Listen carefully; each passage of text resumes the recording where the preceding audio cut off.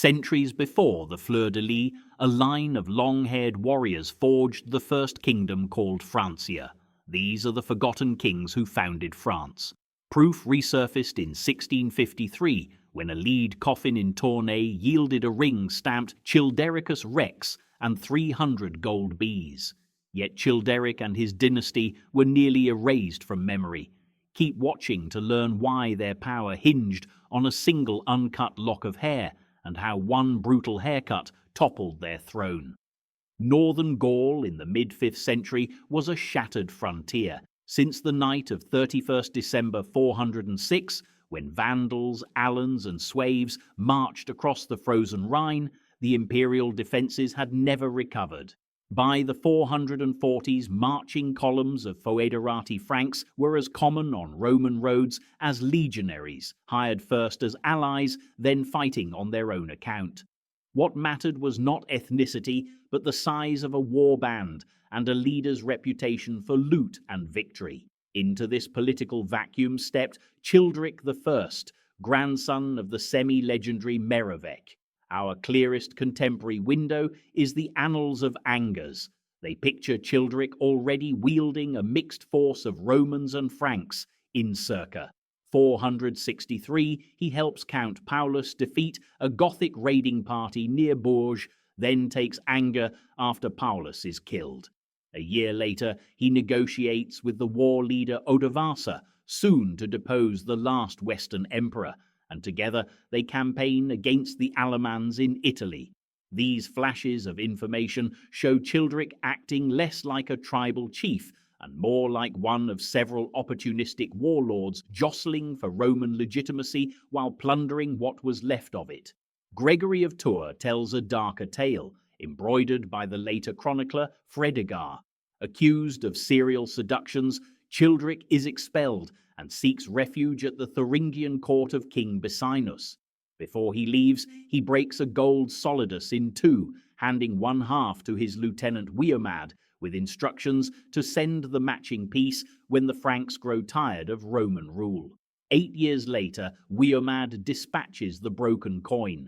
The Franks, frustrated with Aegidius of Soissons, are ready to recall their long-haired king. En route home, Childeric is joined by Bisinus's formidable queen Basina, who abandons her husband, prophesies their line will rise like lions, decline like wolves, and end as dogs, and becomes the mother of Clovis. Back in power, Childeric fights where Roman authority still flickers. He blocks Saxon pirates on the Atlantic islands, puts down a revolt near Orléans, and crucially cooperates sometimes with Aegidius's son Syagrius. The patchwork of alliances is so fluid that Bishop Remigius of Rheims, writing just after 481, can still congratulate Childeric's heir for inheriting authority in the Roman province of Belgica Secunda, proof that even a pagan Frank styled his rule in Roman terms. Few rulers left a burial as spectacular as the vault unearthed at Tournai in 1653, a sword crusted with garnets, a Byzantine coin hoard, a bull's head finial, and 300 gold bees that once flashed across a cloak. A heavy signet ring reading Childerici Regis confirmed the occupant. Later excavations uncovered horse burials at the grave's edge, pagan echoes beside the Roman road on which the tomb was laid. The mix of imperial jewelry and step-style weaponry mirrors Childeric's career, half Roman officer, half barbarian warlord, forging a new concept of kingship from both traditions. By the time Childeric died, probably late 481, his following had outgrown the label of band. It controlled most of Belgica Secunda and held sway along the Loire. More importantly, it was now hereditary. In the person of the 15-year-old Clovis, the Franks accepted not merely a commander, but a king, the first step from marauding war parties to what would become the realm of France. Clovis was barely 15 when he stepped into his father's place as Dux of Belgica Secunda, a Roman province in everything but name. Bishop Remigius of Rheims, writing to the new ruler, still a pagan, urged him to heed clerical counsel, framing Frankish power through Roman lenses, and hinting that priestly advice was now part of governing. Within 5 years, the young war leader tested that advice on the field, overrunning Syagrius of Soissons. Later memory painted Syagrius as king of the Romans, yet evidence suggests his reach never extended far beyond Soissons itself. Clovis's victory therefore marked a regional adjustment rather than the fall of a rival state, but it opened the Seine corridor and placed Roman bullion at the Franks' disposal. Securing the north, Clovis turned southeast. His marriage to the Burgundian princess Clotilde, long portrayed as a vendetta against her uncle Gundobad, fitted a wider web of dynastic diplomacy that included Ostrogothic, Visigothic and Thuringian alliances. In 500, Clovis and Gundobad actually fought on opposite sides of a Burgundian civil war. Gundobad bought peace with tribute and nominal submission, underscoring how fluid loyalties were among the post-Roman kingdoms. Religion in this milieu was no binary contest. Clovis's sisters Audafleda and Lantichild accepted Arian baptism at Theodoric's court, and the king himself listened to Arian polemic as carefully as to Catholic argument.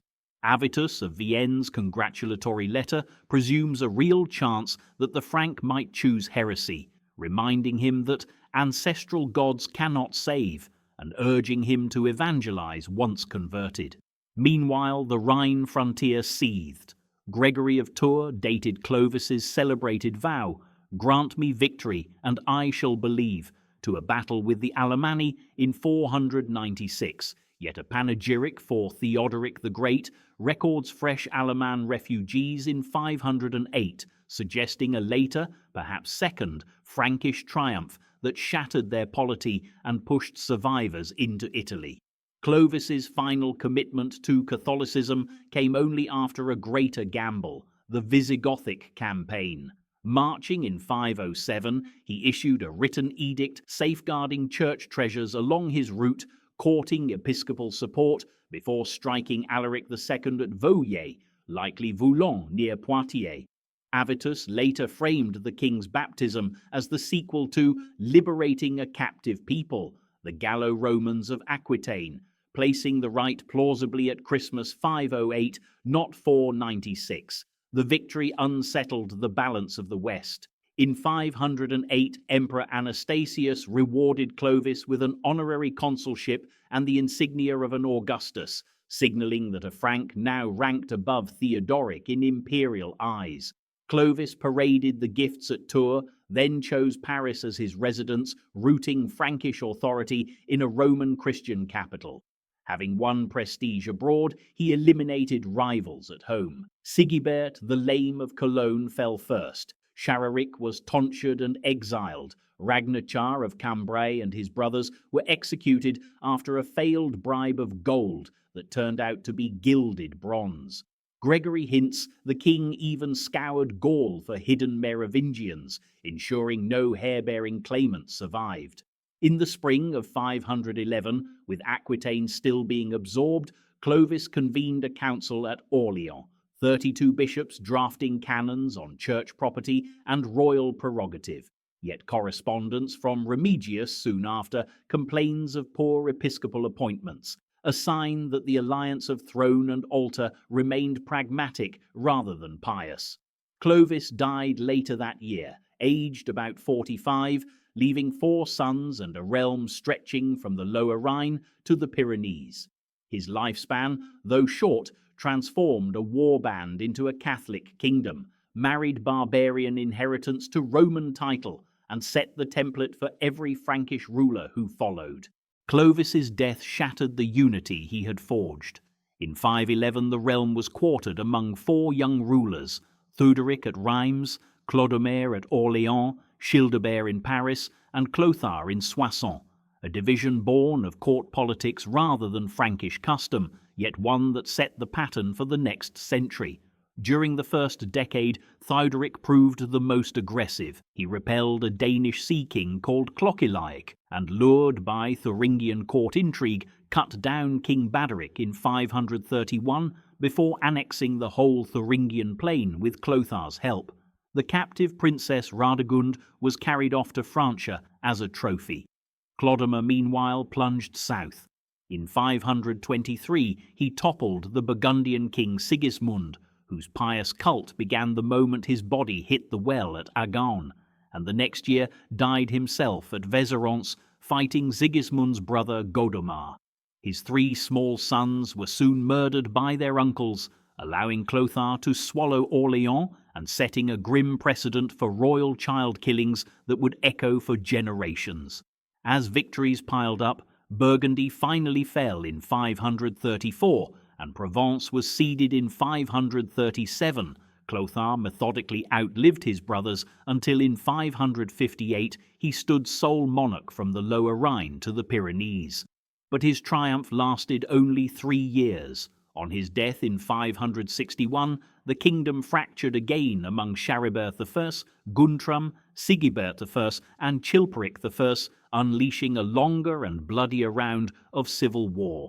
What turned fraternal rivalry into decades of vendetta were 2 queens, Brunhild of Austrasia and Fredegund of Neustria. When Chilperic had Brunhild's sister Galswinthe strangled in 568, Sigibert invoked family honour. By 575, he had Chilperic cornered, only to be stabbed by assassins almost certainly hired by Fredegund. Brunhild seized the regency for her 5-year-old son Childebert II, and from Metz began appointing bishops and issuing charters with a vigour that alarmed many nobles. Disaffected magnates sought alternatives. In 582, they invited a shadow princess, Gundevald, from Constantinople, and crowned him at Brive. His brief bid collapsed in 585 when he was betrayed and killed, but the episode exposed how ready aristocrats were to gamble on any Merovingian blood they could manipulate. Plots multiplied. In 587, the Dux ranching, egged on by Bishop Egidius of Rheims, planned simultaneous kidnappings of Childebert's sons to sideline Brunhild, only to be executed when Guntram leaked the scheme. Even ecclesiastical careers became weapons. Aristocrats who disliked a queen simply bribed or murdered their way to new episcopal candidates. The next generation inherited the feud. Brunhild's grandsons Theudebert II and Theuderic II first united against their cousin Clothar II of Neustria, then turned on each other. As their armies bled, Clothar seized the frontier duchy of Dentelin and waited. In 613, exhaustive war, aristocratic fatigue, and Brunhild's attempt to eliminate Mayor Warnachar pushed Austrasia and Burgundy to revolt. The magnates delivered the 70-year-old queen and her great-grandsons to Clothar, who accused her of murdering 10 kings before having her torn apart by horses, a spectacle intended to erase both a dynasty's matriarch and the memory of the civil wars she symbolized.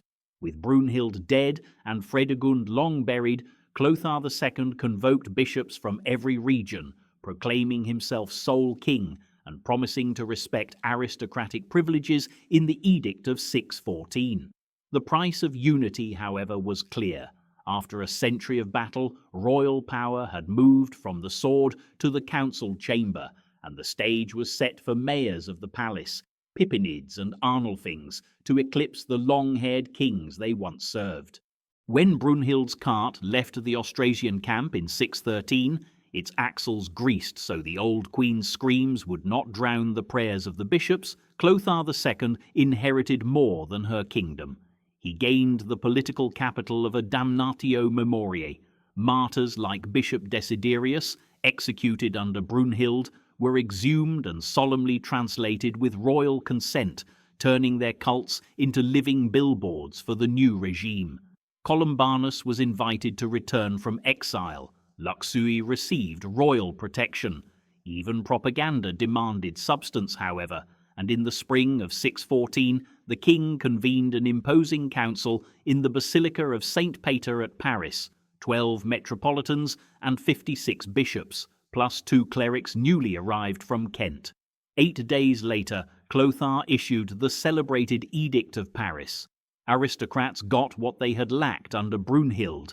Judges were now to be drawn from the districts they governed, tolls standardized, and episcopal property shielded from lay seizure. The king retained a veto over bishop elections. His signature appears on the edict alongside palace notaries, yet the tone was one of consultation, a bargain between crown, church, and magnates. Politics quickly tested these promises. Warnachar, architect of Brunhild's downfall, kept the Burgundian mayoralty for life. When he died in 626, the regional nobility refused to let the post be refilled, preferring direct access to the royal court. A more divisive appointment was Herpo the Frank as dux east of the Jura.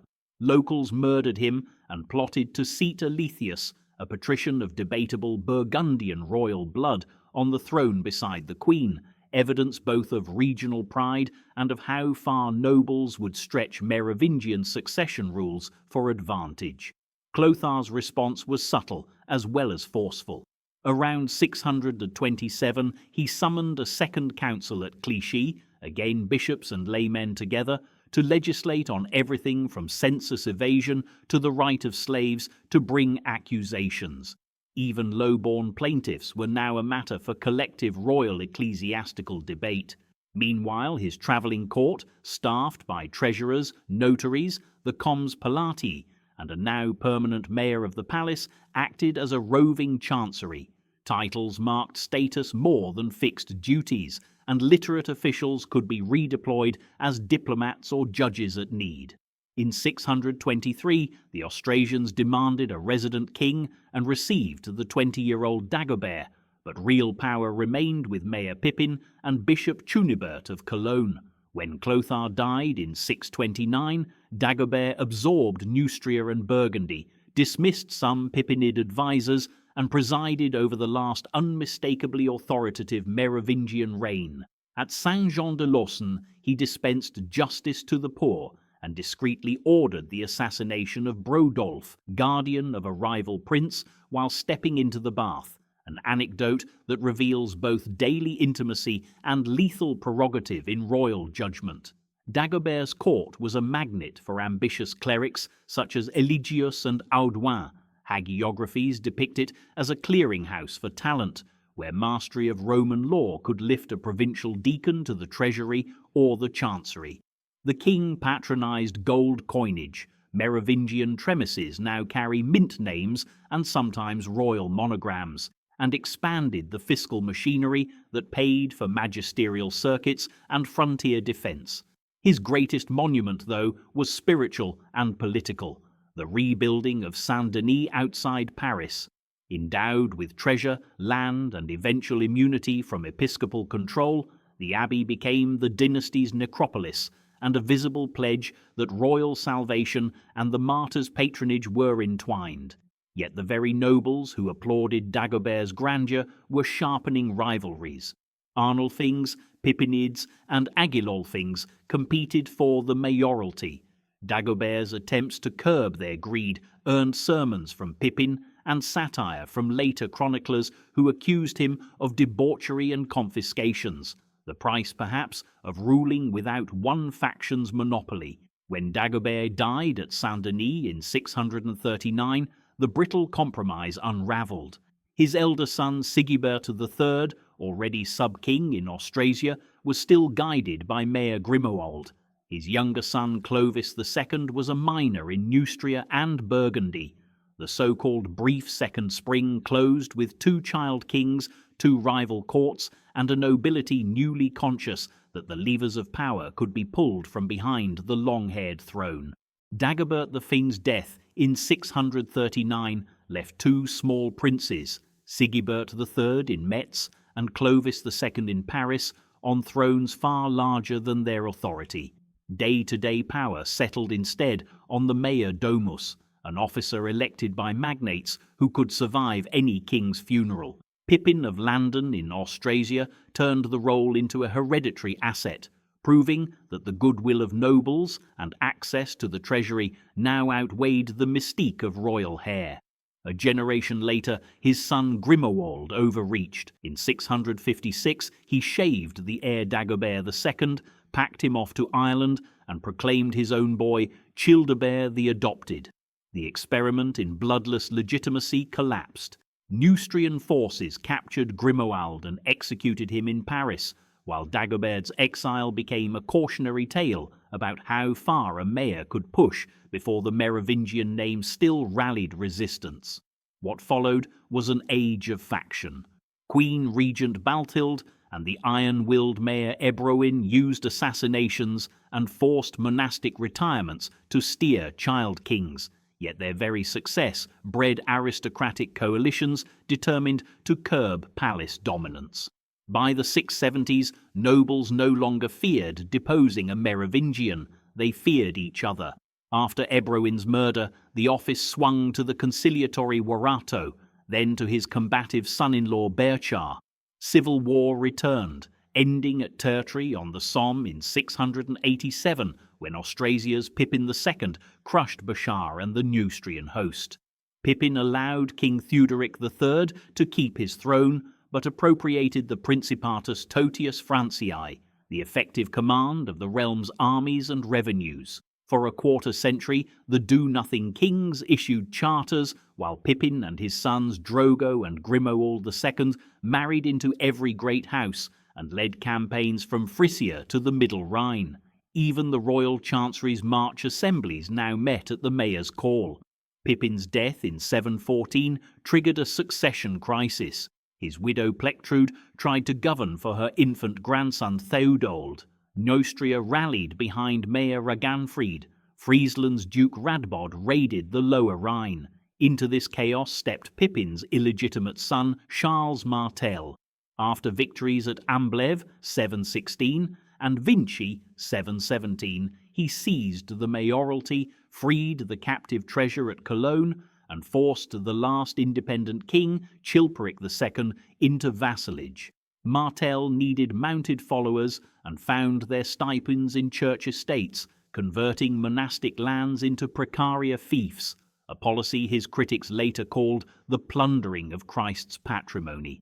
With those revenues he campaigned on every frontier, against the Saxons, Bavarians and Alamans east of the Rhine, and, after 721, against Muslim armies that had crossed the Pyrenees. When Emir Abd ar-Rahman pushed to the basilica-rich plain of Tours in 733/34, Charles's Frankish shield wall broke the advance, earning him a retrospective fame as fidei defensor while allowing him to impose garrisons from Aquitaine to Provence. Ill health ended Martel's rule in 741. His domains were split between his sons Carloman and Pippin III. To placate aristocrats uneasy with a kingless realm, they restored a Merovingian, Childeric III, in 743, then quietly kept him in a cart rather than on a horse at reviews. Carloman's retreat to Monte Cassino in 747 left Pippin sole mayor. 2 years later, he sought papal judgment whether the title or the power should rule. Pope Zacharias answered that it was better the man with power wear the crown. Childeric's locks were cut, and in 751 the bishops anointed Pippin at Soissons, ending 3 centuries of Merovingian rule and proving at last that the mayoral hammer could forge a new royal line. The last Merovingian disappeared from the public eye in a single gesture. In 751, Childeric III's blonde tresses were shorn like a novice's. Long hair had embodied Frankish sovereignty since at least the 5th century, so the scissors announced that the sacral line itself was broken. The bishops at Soissons then poured chrism on Pippin's head, perhaps at Boniface's hand, binding the Frankish throne to a specifically liturgical act of anointing for the first time.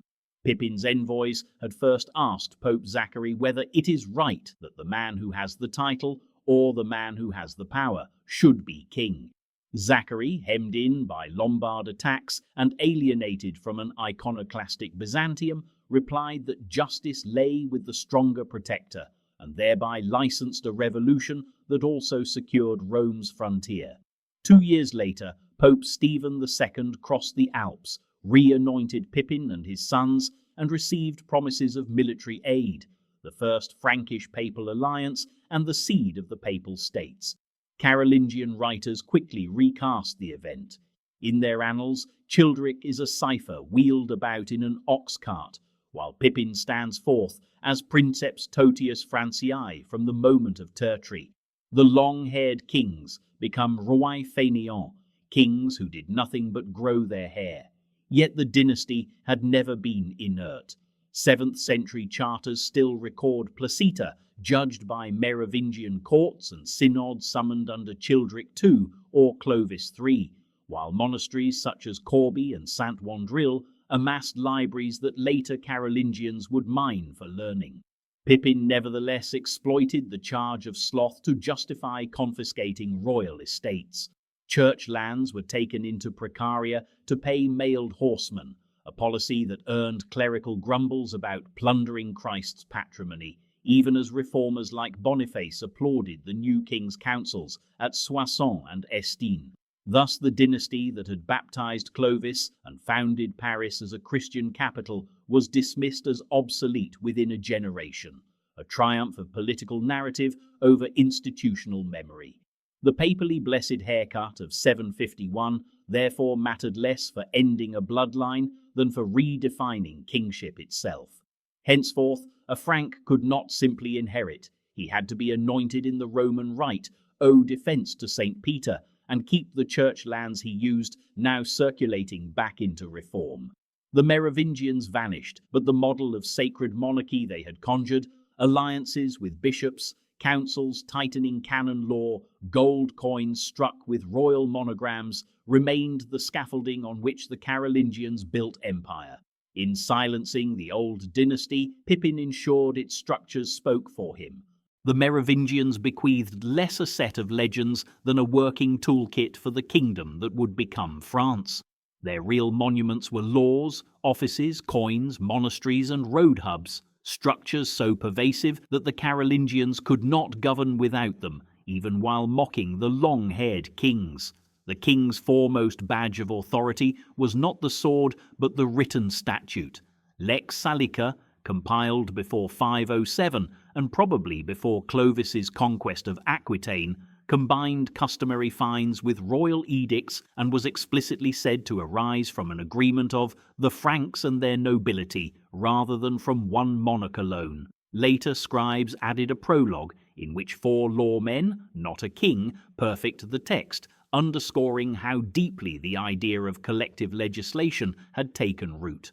By the 7th century, each sub-kingdom possessed its own recension, Lex Ripuaria for Austrasia and Liber Constitutionum for Burgundy, while Clothar II's court issued entirely new codes for Alamans and Bavarians in sessions where bishops, dukes and counts sat beside the king, replicating on parchment the conciliar politics of the 614 Edict of Paris. All later Frankish rulers, Carolingians included, would promulgate capitularies in the same consensual mould. Administration too followed late Roman lines refined, not replaced, by Frankish practice. Every civitas still had a comes who heard suits and raised troops. Above him, a dux might command several cities or simply lead an army, the hierarchy flexing to local custom and a king's need for loyalty. Even lesser officials, such as the centenarius, survive in documents, proof that Merovingian rule depended on scribal routine as much as on campaign victories. The office-holding aristocracy that emerged from this web would dominate Frankish politics for centuries. Economically, the dynasty pioneered Western Europe's first post-imperial coinage. From circa 570 gold trientes carry mint names, moneyers, and occasionally royal or saintly monograms. The pieces were so reliable that Anglo-Saxon kings buried them in the Sutton Hoo ship and traders carried them down the Rhone and the Seine. Fiscal practice even included melting bullion for restriking before taxes entered the treasury, an operation supervised, so the Vita Religius tells us, by the future Bishop Goldsmith himself. Around the 660s, a debased silver denarius appeared, perhaps on Mayor Ebroin's orders, and in the North Frisian ciatas, pennies, serviced cross-channel markets clustered at Quentovic and Dorestad, anchoring Merovingian Gaul in a North Sea trade zone, that would later nourish the Carolingian Renaissance. Their religious and cultural footprint was even broader. After 590, the Irish abbot Columbanus founded Luxeuil, touching off an explosion of rural monasteries in Neustria and Austrasia. Jonas of Bobbio's Vita Columbani records aristocratic families racing to endow new houses. Within a generation, these centres were evangelizing Bavaria, reforming Burgundy, and carrying the rule of St. Benedict across the Rhine. Crucially, they popularized private penance and supplied libraries whose books and scribes became the backbone of later Carolingian scriptoria. Luxeuil itself, favoured by Clothar II, doubled as a political penitentiary, proof that kings saw monasteries as instruments of state as well as of salvation. Even the map of modern France bears Merovingian fingerprints. Clause 47 of Lex Salica distinguishes the region between the Loire and the Charbonnière forest from territories beyond, echoing the later border between western Neustria and eastern Austrasia, and anticipating the cultural divide that still separates Languedoil from Languedoc. When Carolingian propagandists shaved Childeric III, they could not erase these geographic, legal, and ecclesiastical frameworks, they merely stepped into them. So the dynasty's epitaph is written not on tombstones, but in living institutions, a legal culture that blended folk custom with Roman jurisprudence, an administrative lattice that tethered countryside to court, a monetary economy that re-linked Gaul to wider trade, and a monastic movement that seeded reform and scholarship across Europe. Long after the last royal lock was cut, Merovingian foundations kept France and much of the Christian West standing. If this journey has changed how you see France's origins, subscribe for more deep dive history and share the story of the long-haired kings whose legacy endures long after the last strand was cut.